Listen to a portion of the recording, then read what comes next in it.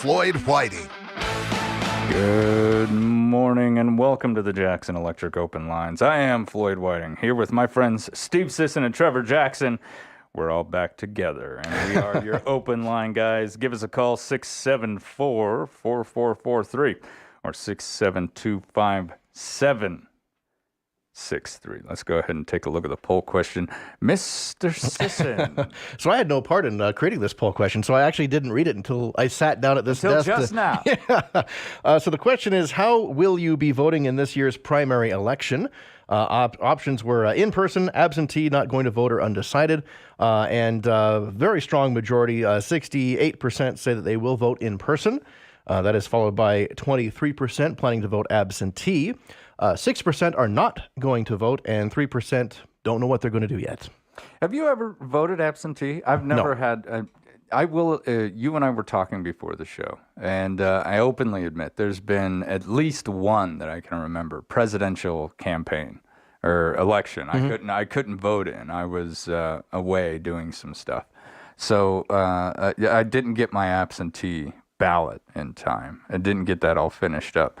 My fault. I could have. I just didn't get to it. So there's been at least one that I didn't, but I've never voted absentee. Me neither. No, I've always voted in person. I missed a primary one year, but other than that, I've been there for all of them. Every one of them. What about you, Trevor? Absentee. You for the last several election cycles, we go absentee. Yeah. Any you get your ballots way ahead of time. You can sit. I sit down at the dining room table, go through it. Boom, boom, boom. Send it back in. Done. Yeah, you know, my ex-wife does the exact same thing. She votes absentee so she can sit there with voter information and look everything up. And she openly admits that she doesn't pay attention until 0 hour. And so right then with the ballot. Right then with the ballot, she sits down. Someone in my house is an election judge. So it makes it very difficult for them to vote on election day. Yes. Yeah, totally. And that was kind of out of necessity for the last several election cycles. But you know, it really does give you an opportunity to sit and really weigh the issues. It's not like our ballots are really... Yeah, ours are usually pretty quick. They're pretty cut and dry. Yeah. I mean, if you can't figure it out, then you know what I say?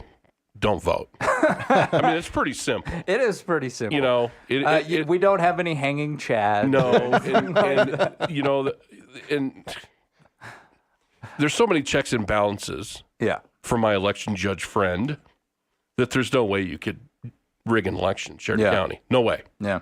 There's too many people involved in what.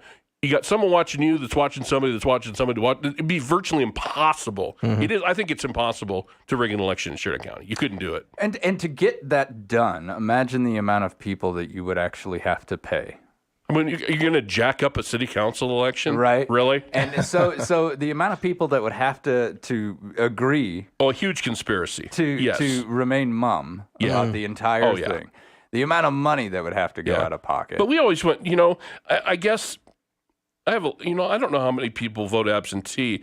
A lot of it's convenience. Yeah. A lot of people are mobile, so maybe you're traveling at that time. Mm-hmm. Some are elderly; they can't get out. Sure, or it's difficult maybe for people to get to the polls. Yeah. It's just an easier way to do it. Yeah. And as you said, you can study it if you need to, and really look things over. And just mail it in. Yeah. That's true, because if you're voting in person, you're in your little cubicle, and it's decision time right then. Man, you got a line of people behind you. You can't be sitting there on your smartphone going through all the pages going, who is this guy even? Exactly. I mean, it's a little late for that. Aren't you guys, though, pretty much when you get your ballot, you know what you're doing? I mean, nothing's going to change your mind in the last 30 seconds. That's because, it is part of our job to try and pay as much attention as we possibly can. And back when I was doing other stuff, especially in the military, sorry, but politics really isn't on your mind very much. No. Yeah. So when bad guys are shooting at you, you're not really the last thing you're thinking of, who am I voting for mayor? The person who I answer to is wearing some brass. That's who I'm worried about. Who's going to be our next captain? Who's going to be the next lieutenant coming in? That's what I was worried about. I wasn't really worried about politics too much because you're a soldier. You go where you're told, you do what you're told. And that's the deal that you make when you sign the dotted line. And so you try to remove that as much as possible. That being said, I think every soldier should vote, and they should know. Oh yeah, what's going on. Well, those have consequences for all military. So, absolutely, yeah. absolutely. I think that the one thing that I really like, though, is the fact that our voter turnout in Wyoming is pretty good. In Sheridan County, it's generally pretty good. Now, primary elections, not so much as the generals, especially during. And I think that's typical of anywhere in the country. During a presidential year, you get a lot more. You get more of a turnout. But primaries are a little tough, and special elections are a nightmare. Yeah, they are. You try to make up some special ballot and throw it out there for something. Fail. Yeah, it's tough. A lot of times those issues, that they create the ballots for the special elections are super important. That's why they're there. Right. That's why they've taken this route to try and get this decision made. And that's something that I completely approve and absolutely love, the ability for our leadership to look around and go, well, we don't have to make this decision. Let's just put it to the voters. But sometimes, though, Floyd, I want them to make the decision. I agree. I elected you to do a job. And go do it. Yeah. Don't kick the can down the road and go, we can't make a decision because I don't want to make anybody mad. No. Guess what? You're elected to make the decision, and then you deal with it. I would agree with you. That's kind of the way I feel about it. We elect these people, whether it's from the city council to, senators and representatives. No, don't kick it back to us. You make the decision. See, and I only differ in the fact that I think there are certain things that I will give you that. We should kick back to the voters. Yeah, I always thought that like water fluoridation should be something like that. Sure. Yeah. Sure. Yeah. This is something that's going to affect all of us together. This and I'm not saying that the majority of the decisions that say like the county commission makes or anything like that aren't. But if it comes down to certain situations where this is going to cost the voters more than usual. Okay, this is something outside of our regular budgetary year that we need to find funding for. I say kick it back. See if the community actually wants it. Now, if you're not getting the only thing I don't like is I don't think you get a true picture of it because people don't come out and vote for it. Yeah. You get a small sample. If you have something that 85% of the people agree with, well, guess what? Most of that 85% ain't coming out. Now, the people that are really against it, they're coming out. Yes. A special election. And plus, it's a waste of money, in my opinion. Make the city really or the county. expensive. It is, yeah. For some, and I've always thought sometimes they're for a trivial thing. It's like, you know what? Figure it out. Yeah. Special elections will often be skewed towards the dissenting vote on that. But I mean, that's how it works. We know that's going to happen. So if you really support it, you want to go out there and vote for it. You want to get people behind you and head down to the poll. And if enough people are apathetic enough to not go out and vote about it, then it must not be that important. That's right. Yeah. I mean, and after speaking with Gail Simmons, hands down, brilliant woman, knows her politics inside and out. After speaking with her and learning how many of the, I think it was 18 to 24 or something like that. I don't have it here in front of me, but 18 to 20 somethings, less than 20% went out and voted in the last presidential election. And it just, holy cow, guys. Yeah, voter apathy is a big deal. It is a big deal. And it's something that I would love to see changed, especially in the next generation. Well, it's generational. Look, I didn't have it pounded into my head, but I got beat over the head a little bit when I was growing up that, look, you need to vote all the time. Yeah. That it's your responsibility as being a citizen in the United States. My parents said, and I voted, since the time I turned 18, I haven't missed one. Yeah. I think part of that, though, is, there's apathy in general. It's not just voter apathy.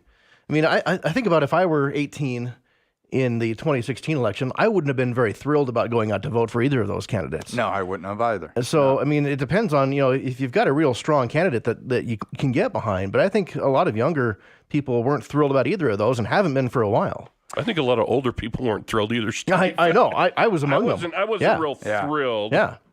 I was doing jumping jacks and dancing in the street. My gosh, man. Come on, guys. It was brutal. We got to be able to put some better candidates up So if front. you want to get higher voter turnout, you got to get people that people can get behind and really, be enthusiastic about, hey, I'm going to do something here and make a difference.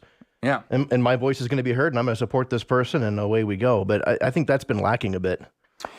And, until something big happens. And so I wonder if some of the, the most recent changes throughout the nation that have occurred are going to enact something. Is someone going, well, I don't like that. I do like this.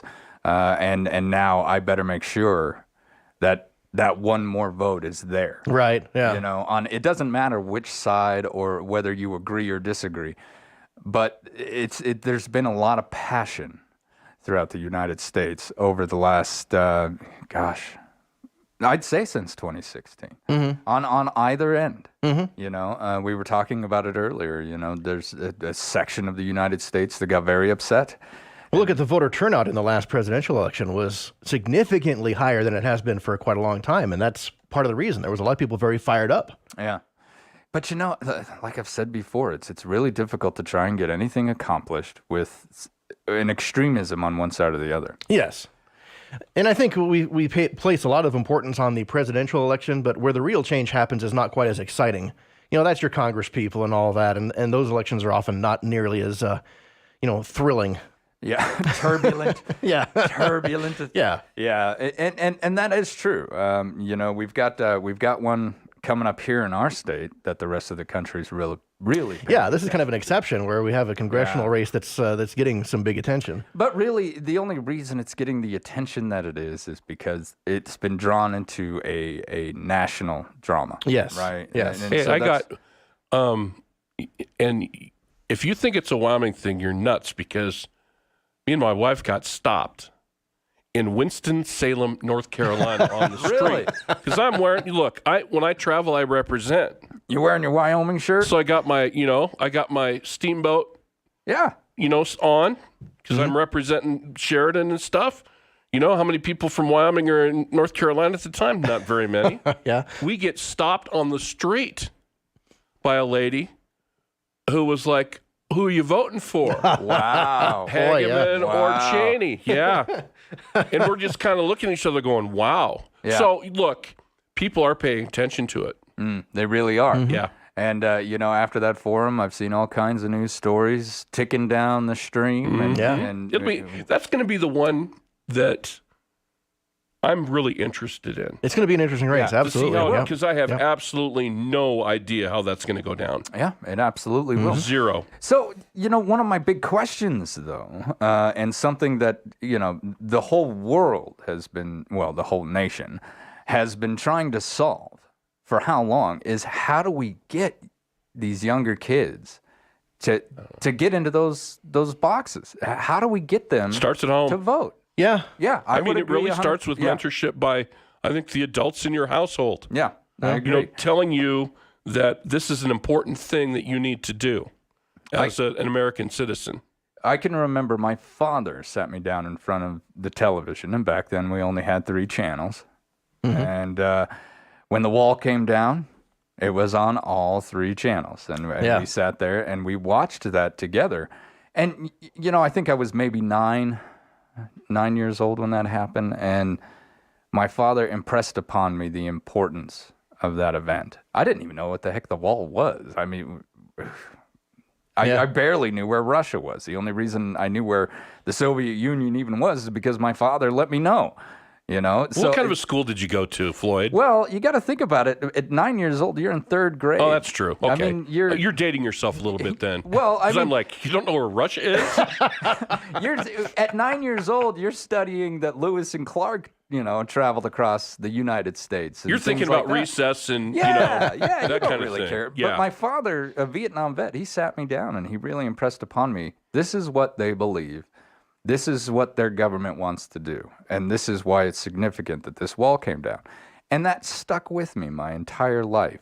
And even when I was in Fort Leonard Wood during my training, my initial training into the Guard, they have sections of the wall at Leonard Wood.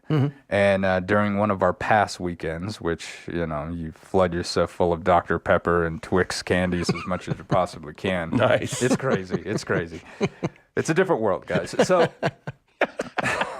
but It doesn't sound too bad. I mean, I like both those things. I do too. Yeah. But yeah, you gorge yourself on that stuff. As much sugar as you possibly can. But walking down and visiting that wall, those sections of that wall, were very important to me and about 5 other guys. And we got some photos in front of it, and I still have them to this day. And politics and geopolitics is hard to follow. Okay, it's not an easy thing. Politics and geopolitics can be complicated and ugly. It makes you cringe.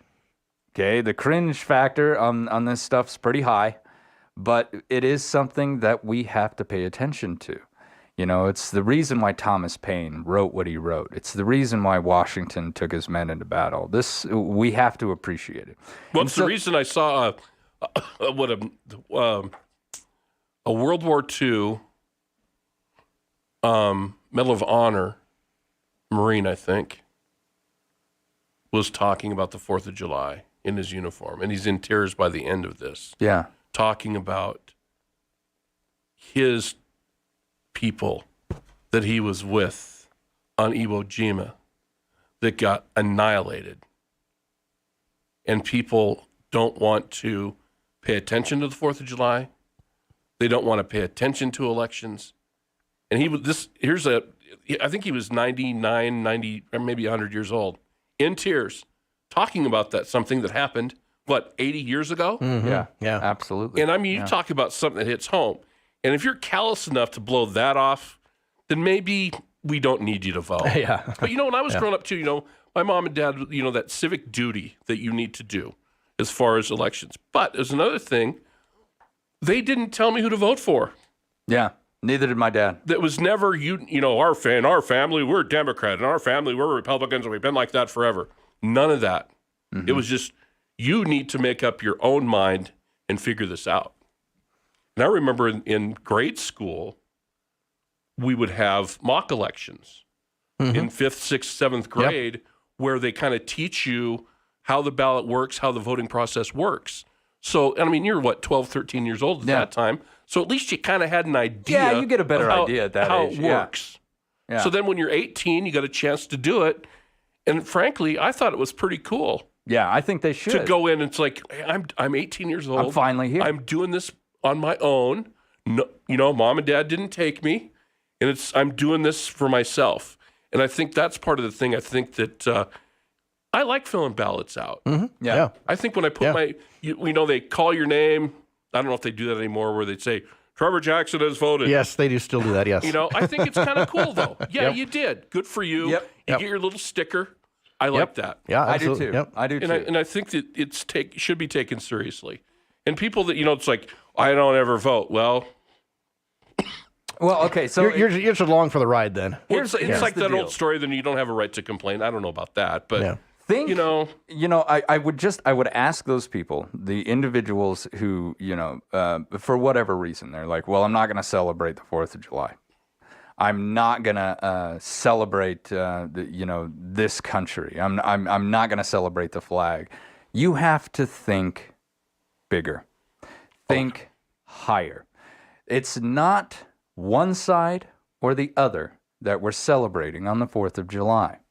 It is not one party or the other that we're celebrating on the 4th of July.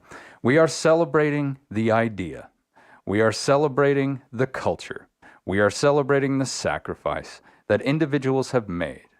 This is an idea. It is a philosophy.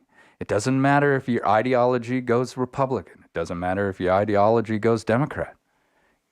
The United States itself is what we're celebrating. The idea that we can all come together and we can all do this. It's pretty incredible if you think about the founding fathers, that's what we'll call them. You can call people like that in general at that time period. What they came up with. Oh my God. It's amazing. This is way over 200 years ago. Yeah. These people. And they had the foresight to sit down. And write this stuff out, and it's still the law of the land today. Yeah. Pretty incredible. It is. They weren't infallible, really is. but it was exceptionally thought out and See, planned. that's the thing. I'm not going to say it was perfect. Yeah. Oh, but about as good as you can get. That's you had why a we group have of people amendments. to do that. Yeah. Incredible. Yeah, it's about as close as humans can come to creating like an ideal government situation. And it's like I've always said, it's not the greatest government, but it's the greatest government we've got so far Well, the thing is, look, in all look, of human evolution. I love being an American. I'm glad I live in this country. I'm glad I live in Wyoming. I don't want to live anywhere else. No way. I don't want to be a citizen anywhere else. I think I'm very fortunate that I'm an American citizen. But I'm going to be the first person to say, look, I know it ain't perfect. Yeah, right. Exactly. It hasn't been. Look at our have history. to be critical. We have a lot of bad history. We really do. We have a lot of bad history. But you know what? Our bad history is our history. So I'm going to, you know what? I'll live with it. Yeah. And say, yeah, we have a great country and, you know, and all that kind of stuff. But yeah, there's a lot of bad stuff too. And you know, you got to. But you know what? I get around that saying, you know what? Yeah, but we try to deal with it the best we can. Yeah, and we have a we system do. set up where you can remedy that. Yes. Yeah. Exactly. So it's not the perfect place, but it's still the damn best place to be. Yeah, it's a place that allows itself to strive towards perfection, though. And I mean, it's going to go back and forth. There's going to be ebbs and flows, right? Their side's going to win. Our side's going to win a little bit. That's the way it's supposed to be. And with each generation, and I was having a conversation with my brother about this because he's like, oh, this next generation is weak, blah, blah, blah, blah, blah. No, they're not. Their challenges are different than yours. Now, when him and I were in school, we didn't have to do active shooter drills.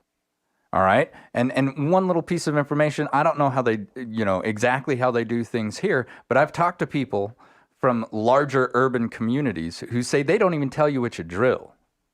Yeah. Okay. They just come in and they tell you this is happening. Now, I want you to imagine the trauma that child's going to live with for the rest of their life. Oh, this time it was a drill. You know, I don't know about next time. Right. So that's just one. That's one example of the differing challenges that each generation faces. Now, that's an extreme one, and one that we're all debating right now. How the heck do we get rid of this horrible, horrible pandemic sweeping our nation? But that being said, each generation is going to have another set of challenges than the one previous, and that is a good thing because it shows evolution of the species. It shows evolution of the individual. You're not facing the same ugliness I face. I got that. Other ones are going to rear their heads. Well, there's an innocence that gets lost. Like when I was growing up, I didn't have a care in the world. No, yeah. But, we didn't have social media, which is just this evil thing. Where bullying is 24 hours a day. It's social media 24 is hours so a day. destructive. Yeah. It's awful. You have the internet, which can be very awful as well. Also very helpful and awesome. I will say that. I didn't have that growing up. We didn't have, every kid didn't have a phone. You had an innocence where your parents basically booted you out of the house in the summer and said, go with your friends, go do your thing. And you came back when it was time for dinner and it started to get dark. Yeah. There was that kind of thing. We didn't have going to the parade and having some psycho, bipolar dude goes nuts with a rifle. Yeah. Didn't have that stuff. Now, as we've gone through this, that's how the generations changed. I mean, I come in the radio station in the mornings early, and the news comes on, and I hear this stuff, and it's like, It's heartbreaking. what are we doing? Yeah. And I know there's a lot of mental health issues that go along with this. And, we have a lot of civil liberties in our country. So you don't want to say, look, we need to really, put our thumbs down on these people. Well, who are these people? Yeah. Could be anyone. That's Not the everybody scary that part. has neck tattoos and face tattoos is a lunatic. Right. So how, so it's not like, we got to take all the guns away. No, that's not going to work. Unfortunately, that was, one of the situations this morning where Japan lost a former prime minister with a handmade pistol. When I was a baby, 1963, Yeah. in Dallas, Yeah. there's a shooter right there. Yeah. Yep. So I mean, it's our country, and we have these issues, and We're not. maybe I don't know what the answer is, and I don't know if anybody else realistically, because politicians go on TV and then they run their yap and Well, blame the everybody politicians else. And want you to it's think that easy. they have It's the a answer. soundbite. Yeah. It's a soundbite world. They don't have the answers. They're No. just as blind as everybody else is. Yep. Now, I got a caller. Caller, if you want to hang on with me through the commercial break, I got to take a quick commercial break. This is the Jackson Electric Open Lines on 930 KROE and 103.9 FM. Sheridan. Call Jackson Electric and you'll see the light. Maybe it's as simple as adding an extra outlet. Maybe it's as detailed as wiring an industrial building. Maybe it's high-efficiency LED lighting or fire alarm system or phone system installation and repair. Maybe it's data system wiring, irrigation wiring, or electric motor sales and repair. Commercial, residential, industrial, agriculture, above ground, below ground. Call Jackson Electric and you'll see the light. 1851 North Main in Sheridan. It's about time we have a member of Congress who actually wants to represent us. Luckily, a true daughter of Wyoming, Harriet Hageman, is hoping to do just that. Harriet Hageman is a fourth-generation Wyomingite. She was raised on a ranch outside of Fort Laramie. Harriet Hageman attended Casper College on a livestock judging scholarship and then the University of Wyoming for her bachelor's and law degrees. Harriet has spent most of her career protecting those who put food on our table and gas in our cars against federal government overreach. Liz Cheney, she can't find Wyoming on a map. She has spent most of her life inside the Beltway. She's more interested in furthering the establishment agenda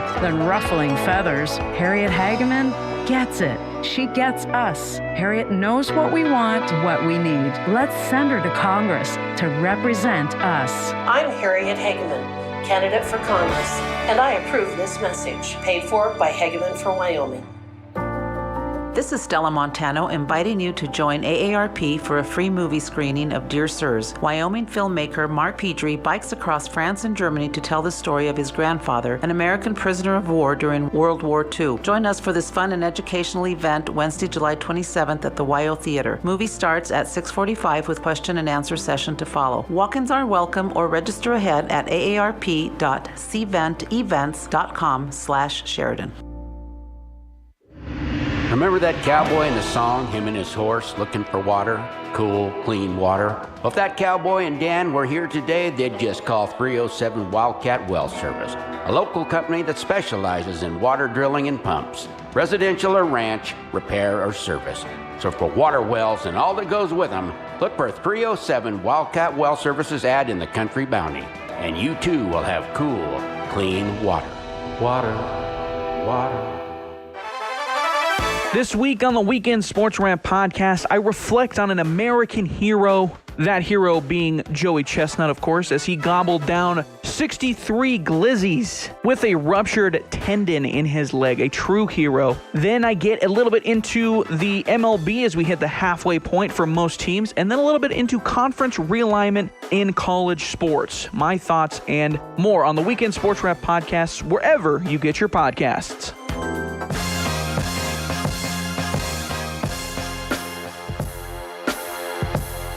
Good morning and welcome back to the Jackson Electric Open Lines. I'm Floyd Whiting, here with my friends Steve Sisson and Trevor Jackson. We're your open line guys. Give us a ring, 674-4443 or 672-5763. Now, caller, you hung on with me through the break. Let's hear what you got to say. Go ahead. Good morning. You're on the Jackson Electric Open Line. Well, good morning. I'd like to go back to your original poll question that you opened up with this morning. You know, it has been said, and I think correctly, vis-a-vis one would examine Liz Cheney's website, that she has made a request of Democrats to change their party at the poll. You can go to the poll, and when they ask you what your party is, you can change it right there. For the primary, only reason would be to vote for Ms. Cheney. Now, my question is this. It looks to me like there's a couple of calculations here. One, I think it's very important for Cheney that Trump be condemned out of these January 6th. Of course, it has been said that there is a higher goal there.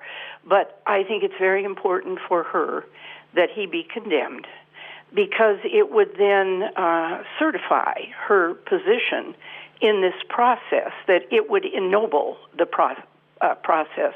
But my question, gentlemen, is what, and I'm having a hard time with this, this is a genuine question, what is the political calculation of asking the state's Democrats en masse to go to the primaries and change their party in order to vote for her? I don't know whether we've got stats out there that have been circulating on the number of registered Democrats we have in the state of Wyoming. We know there will be some Republicans that will vote for Cheney. We know that. They don't need to change their party to do it. But it's the calculation here regarding the primary. And with that, if you gentlemen want to take the ball up and kick it around, I'll listen to what you have to say in regard to that. And thank you. Well, there's not enough Democrats in the state to make that big of a difference. Yeah, I think it's just catering to the anti-Trump vote, probably. But that's all it is. But like you said, that's a very small piece of the entire pie.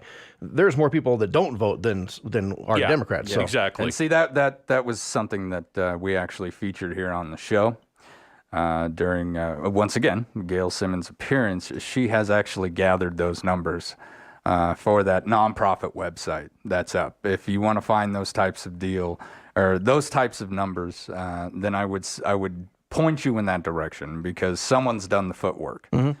Someone's actually done the work to show you that more Republicans decided not to vote than there were Democrats who crossed over. So the point being is if you're a Republican and you're worried about crossover voting, go vote. Yeah. Because you outnumber anyone. Significantly. I'll tell you what, if outnumber Liz anybody. Cheney is banking on that happening, then she's pretty desperate. Loser. Yeah, that's not going to make the difference. It won't. It's It not. won't. It's not going to make a difference. No. In this election. And another thing that Mrs. Simmons found actually was when a lot of these Democrats do the crossover, they end up staying. They end up staying as Republicans, and instead of just flipping back.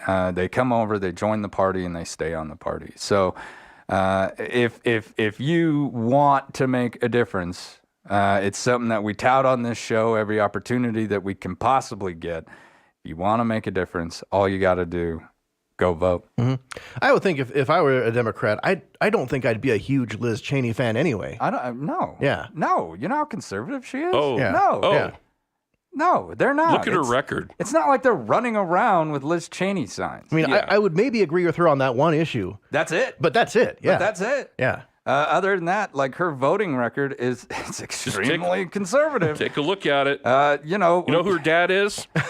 Right. Exactly. Yeah. I mean, I know now people have got a list of reasons to dislike that woman, but Yeah, I'm telling you, exactly. before that Trump vote, everybody was carrying a Liz Cheney flag. So there it is. Yeah. Now, if she's garnering on the Democrats saving her in this state, that's not going to happen. that's like finding one cactus in a 500-mile desert. Yeah, it ain't going to happen. It ain't going to get you all the way through. All right, we got another caller. Go ahead. You're on the Jackson Electric open line. And they're gone. I think they were busy. It sounded like it, yeah. It sounded like they had another call. We were talking about getting younger people out to vote, and stuff that I've seen in a few places is like schools taking like busloads of kids to the polls to do that. Yeah. What do you think about that? I would say, look, if you're 18, if you're within voting age and you're still in school, are you talking like high schools are doing Yeah, this? high school, yeah. Okay. So I look around and I say, hey, guys, who here is 18 and wants to vote? I don't think you can't force people to. That's what I think about it. If you want to go, I've got a bus outside. We'll take you. We'll take you. Well, I'll make sure that you guys get down to the polls. In my opinion, perfect. Right on. Yeah, okay. the thing that bothers me about that is, we've talked about before how uninformed voters are more dangerous than non-voters. Right. And so I think if you're saying, okay, it's a requirement, we're all going to go down to the polls and vote, you're forcing a lot of people to vote who aren't prepared to do it. I wouldn't make it a requirement. Yeah, I think you would be. Not at all. But then if it's a voluntary thing, then they can go on their own. Yeah. So I just don't know if I'm a big fan of that. When I was in high school, if you forced me to go do something, I was not going to do it. You know what I'm going to do? Or you just I'm going to do absolutely the opposite. Exactly. To try to drive you crazy. Yeah. Or you just do a protest vote and just be nonsensical and vote for the worst possible candidates. And write in Mickey Mouse. Yeah. Yeah. You know, and do that kind of stuff, which I highly suggest don't do that. Well, there's Because that been- really screws up election people that are counting votes. Because all those write-ins have to be done by manually. They have to hand count them. And So don't do that. In 2016, I wrote in a name. I couldn't bring myself to vote for You either were one. one of those. I huh? was one of them. I couldn't, You know what you can do? I couldn't vote for one of them and walk away with a good conscience. All you have to do is leave it blank. Yes, you can do that. You could. You leave it like I didn't there's write only in a ridiculous one name. presidential election where I didn't vote for either one of them. I thought it was a joke. I thought these are like the worst candidates of That's my the thing. If you've lifetime. got nobody So I that you can get behind, then I'm not going to just go, okay, I'll just throw a dart. No. Yeah. I just leave it. Yeah, so you leave it blank. I'll leave it blank. Yeah. And that's my protest. You both suck. I'm not voting for either one of you. You know what really caught me off guard this year about the elections is the story written by our own Aaron Palmer talking about how there are 2 seats up for a election this year for the Buffalo City Council, and they don't have anyone running. Yeah. And it's like, so now they've got to go solely on write-ins. Yeah, that's tough. Which, wow. Yeah. Right? Nobody wants to do it. It's going to take a while for that vote to get finalized, isn't it? But you got to think about it. Like, and this is something that I totally agree with, is anyone who, once again, folks, think bigger. It doesn't matter the party. You're putting yourself out there. You're not just putting yourself out there when you run in this stuff. You're putting your history out there. You know, if there's mud to sling, believe me, these people get a hold of it. They're pros. And they want to sling it. Yeah, some people literally do this for a living. So I appreciate anyone brave enough to stand up there. I appreciate anyone brave enough to receive those random questions. I appreciate anybody who's taken the time out of their personal life to perform a civic duty. I do too. You know what I mean? You know, a lot of our candidates, our elected representatives, come to the radio station a lot. Yeah. And they'll be on this program. And a lot of them we get to know over the years because they'll come in multiple times during the year and you get to know them a little bit, or they're business people in town or whatever. Yeah. And I always give them crap. It's like, why would you want to do that? Right. You know, and it's kind of a tongue-in-cheek thing I do with them. Yeah. Because there's no way I would ever do that. But I tip the cap to all people that will run and get elected and do the job because, look, it's not an easy one. I don't care if it's the city council, the sheriff, whatever it is, state representatives, senators, whatever, governors. You know, you're out there running. You got to put yourself out there. And you're putting your family out there. Your whole family. You're putting everything yourself out there. and your family out there, and that's a big step. I don't care if it's little old state of Wyoming or if it's on a national scene. And the moment you win, you've got a conspiracy theorist thinking you're up to no good. Well, the moment you know, everybody absolutely. loves you, and you win, and then the next day they're like, okay, what are you going to do What for got me now? that person in office? Well, you know, the thing is, look at a lot of our presidents have been elected, and it's popular, and people are cheering, and we're playing, Hail to the Chief, and we're doing inauguration parades and stuff. And then halfway into their term, everybody turns on them. Well, that's almost the deal. That's every president. Yep. Yeah. Not just the one we have now. That's every one of them that I Yeah. can think of. That happens. And you know how difficult, one of my favorite comparison photos that I've seen out there on the internet now is what presidents look like when they got into office. Oh, yeah. Oh. And what these presidents look like when they leave. That job ages you. Yes, it does. Cow. Yep. Man. Hey, when Obama left, there was a lot of gray hair. There was a lot of gray. He didn't have much gray going in. That's just one example. It's Junior. G-Dub. Yeah, W, definitely. Yeah. W, Yep. holy cow, that aged him. Well, I always thought, I thought the difficult thing, I remember the last election when Trump had won and everybody was going berserk and all these celebrities and stuff were going, well, Oprah Winfrey should run for president. I'm sick of the celebrities. that kind of thing. And I thought, you know what? You're the president of the United States, and there's a lot of decisions you have to make. This And country's I not think a talk show. One of the most important things, a decision, and you put yourself in this position, think about it. And I've done this before. I have to send our young people Yeah. to battle. Oh, yeah. Yeah. Yep. And some of them are going to die. Yep. And that's on you. Yes. I said, that has got to be the toughest decision for a president to make that call, knowing that you're sending them there, wherever it happens to be, and some aren't coming home. And then you're going to probably see their families. Yep. I think that would be, to me, that would be the toughest decision for me personally in that position to have to do that. Yeah. Yeah, That it's one would of the be toughest very things. tough. Yeah. Yep. You know. So there's a lot that can make you get old in a hurry. Oh yeah. In that job. Oh yeah. Yeah. And speaking of W, you know, look, I served under him during the wars, and everyone knows I loved Uncle George. All right, I did. Was he the smartest president? Probably not, but I think he was who we needed when we had him. Absolutely, yeah. You know, and he's a genuine person too. And he is. Yeah. And now that you know he's a former president of the United States, what he does with his personal time blows my mind. Classy person. He is. He goes around, he visits with and paints the veterans he sent to war. And these aren't just like small little portraits, folks. These paintings, they're beautiful. They're beautiful. The style that they're using, I mean, it's completely original. I would suggest, you look them up because... And regardless who you voted for. Yeah, regardless. That doesn't matter. But, I mean, look at what he does with his personal time now. Well, look what Jimmy Carter did. You know, he went down in history after his term. He was like the worst president Jimmy in Carter, history. not a good president, but a good person. Inactive president ever, yeah. You know what? But look what he's done. How many houses has that man built? Yeah, How and he's many still houses working on them. is he responsible for? And he's damn near 100 years old, and he's still out there doing it. Still. And I won't get off the couch to go water the yard. Right? And my wife looks at me like, what's wrong with you? And Jimmy Carter's running circles around me, and it's like, yeah, I feel really great today.